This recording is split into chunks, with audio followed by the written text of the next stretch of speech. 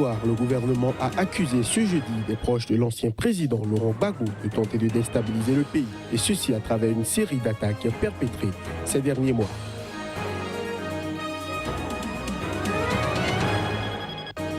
En République démocratique du Congo, ex-Zaïre, le poids de l'héritage controversé du maréchal Mobutu pèse encore 20 ans après la mort en exil du dictateur.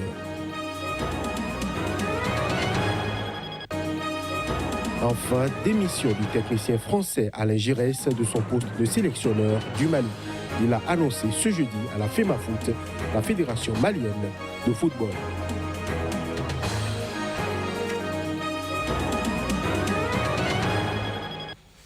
Voilà pour le sommaire. Bonjour, bienvenue à toutes, bienvenue à tous. Ouvrons cette édition par des nouvelles du Togo, où la foule s'est massivement rassemblée et pour la deuxième journée consécutive dans le centre de Lomé, tard ce jeudi soir, à l'appel de l'opposition. Les manifestants exigent le départ du président Faure Singbe et la mise en place de réformes. Nous allons suivre un extrait des propos de Jean-Pierre Fabre. Il est le chef de file de l'opposition.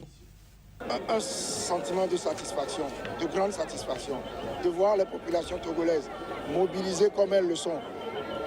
Et parce qu'elles ont compris que leur destin est entre leurs mains. Et d'agir depuis hier comme un seul homme, de se mettre debout. C'est une grande émotion qui m'étreint. Les gouvernants, que le gouvernement, que le chef de l'État prennent la juste mesure de ce qui se passe actuellement dans le pays et qu'il engage les discussions pour des discussions relatives aux conditions de son départ, tranquillement.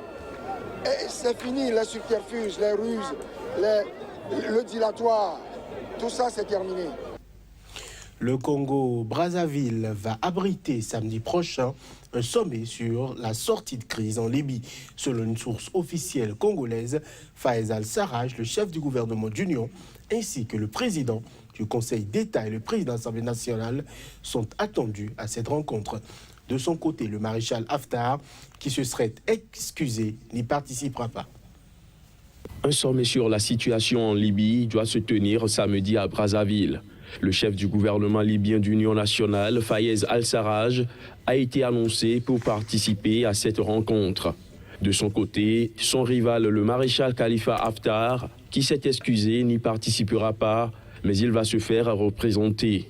Selon les sources officielles, Aguila Salah, chef du parlement élu basé dans l'est de la Libye, qui appuie le maréchal Haftar, est déjà arrivé à Brazzaville pour prendre part à la réunion aux côtés de Fayez Al-Sarraj.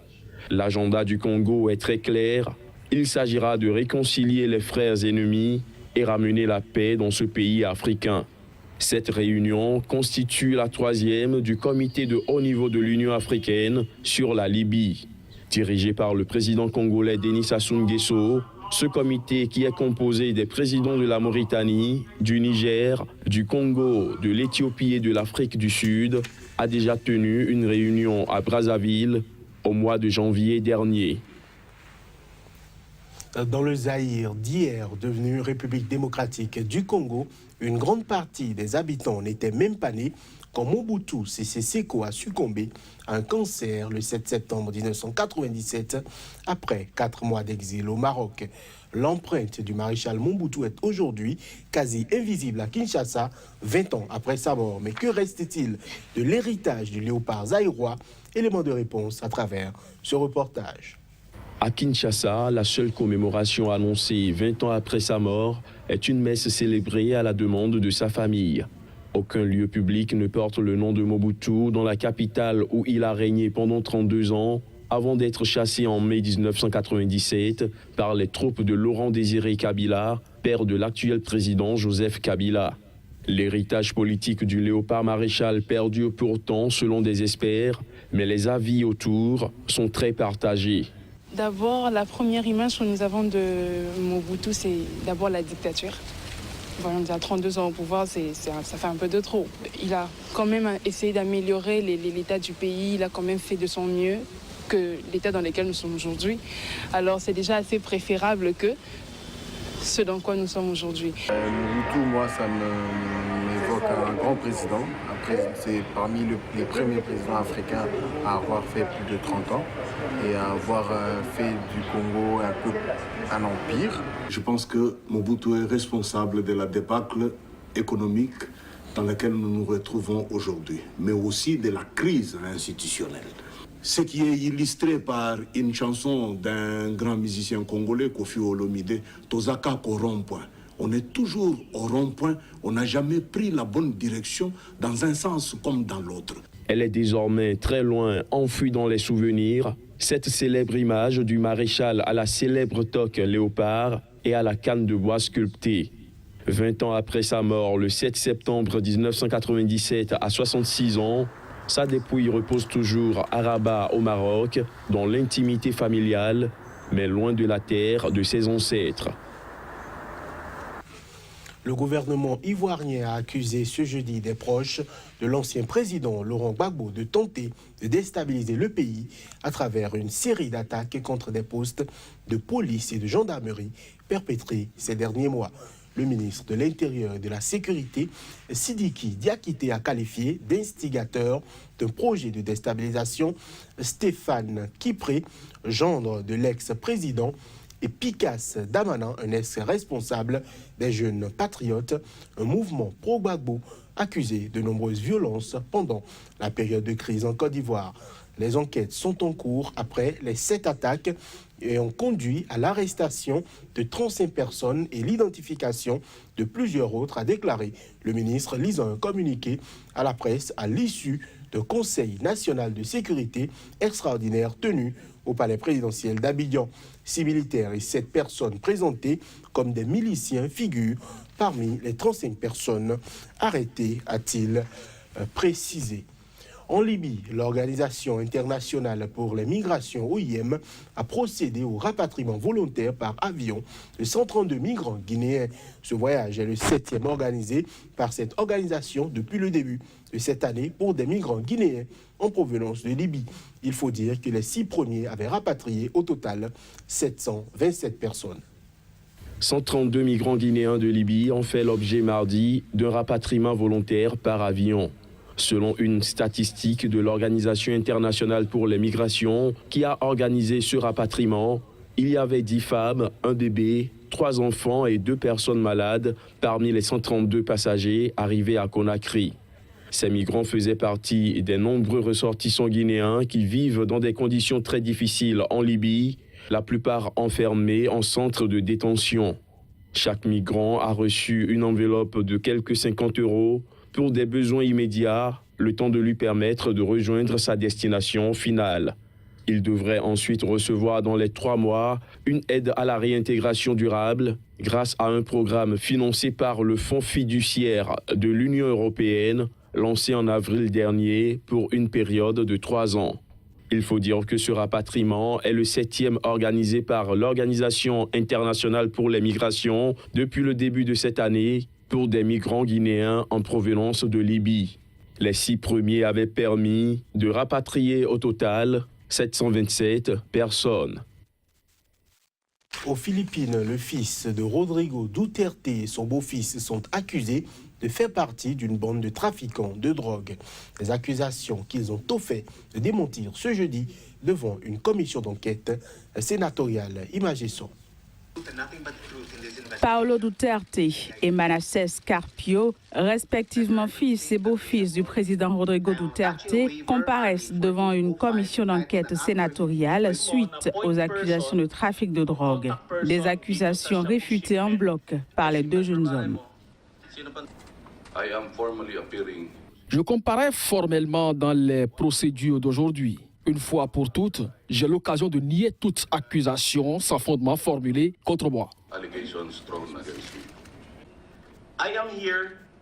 Je suis ici devant cette commission pour déclarer formellement que je n'ai aucune connaissance ou implication dans l'expédition de drogue illégale qui est le sujet de cette enquête et pour déclarer que je veux assister cette commission de toute manière que je peux.